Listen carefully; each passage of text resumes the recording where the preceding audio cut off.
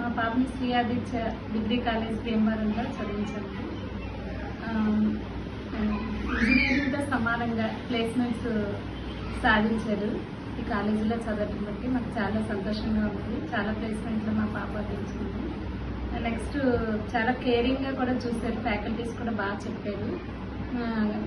Principal madam చాలా కేరింగ్గా చూశారు 3 ఇయర్స్ని. Next ఏంటంటే ఇక్కడ కోడింగ్ అవన్నీ కూడా చాలా బాగా నేర్పించారు.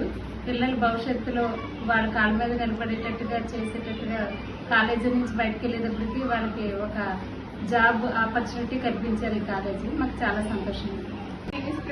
నేను శ్రీ ఆదిత్య డిగ్రీ కాలేజ్లో ఎలక్ట్రానిక్స్ గ్రూప్ తీసుకున్నాను.